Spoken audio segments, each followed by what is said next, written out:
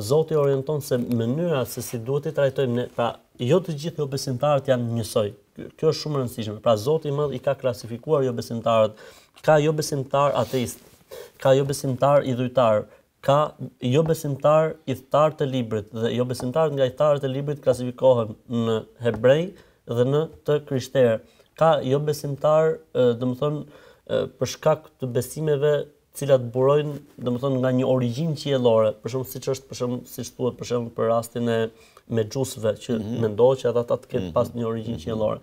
Kemi idhujtarë cilët ose jo besimtarë cilët e kanë ngritur besimin e tyre mbi filozofi të ndryshme. Pra kanë arritur në mosbesim, po e kanë një kod etik. Po themi agnostikët, po, agnostikët.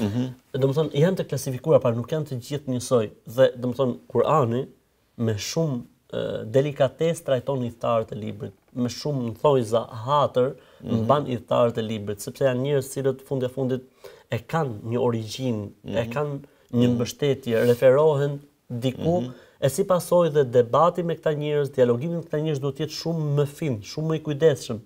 Pra, për shembull, rasti i profetit Muhammed alayhis salam, dërgoi njërin nga shokët e tij si emisar në Yemen dhe i tha: "O Muad, ti po shkon tek një popull të cilët janë idhtar të librit, prandaj kujdes.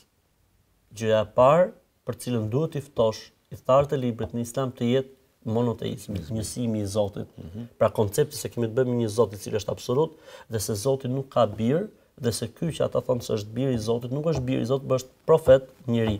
Pra, nëse ato këtë fazë kalojnë, binden atëherë njoftojnë se Zoti i Madh ju ka obliguar namaz e tjerë. Pra ideja kush ishte? Pra vetë Islami ka orientuar që jo besimtarët mos të trajtohen të gjithë njësoj dhe kujdes të veçantë ndaj idhtarëve të librit. Pse se e ke shumë më të lehtë për t'u afruar me të, e ke shumë më të lehtë për të gjetë një gjuhë të përbashkët.